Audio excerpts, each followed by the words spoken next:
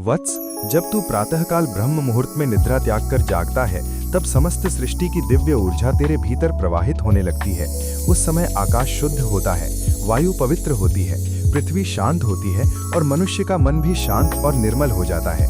सुबह जल्दी उठने से तेरा शरीर बलवान बनता है, तेरा मन स्थिर होता है, तेरी बुद्धि तेज होती है और तेरी आत्मा परमात्मा के निकट पहुंचती है।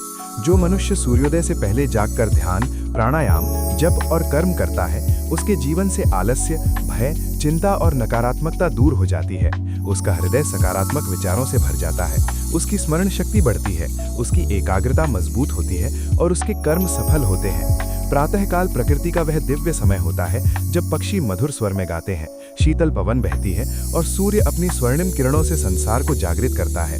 उस समय जो मनुष्य जागृत होता है, वह अपने भीतर भी नया प्रकाश अनुभव करता है। सुबह उठने वाला मनुष्य समय का महत्व समझता है, अपने लक्ष्य के प्रति समर्पित रहता है और जीवन में अनुशासन अपनाता है। देर तक सोने वाला मनुष्य अवसर खो देता है, जबकि जल्दी उठने वाला मनुष्य अवसर को पकड़ लेता है।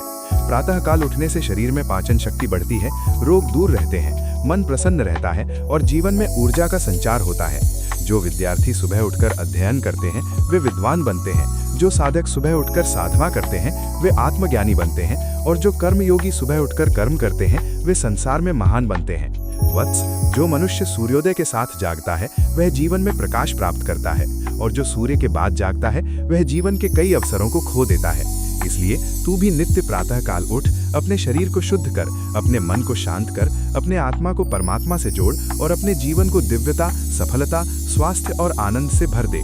क्योंकि जो प्रातःकाल जागता है, वही भाग्य को जागृत करता है, वही जीवन में उन्नति करता है और वही सत्य रूप से सुख, शांति और सफलता को प्राप्त करता है।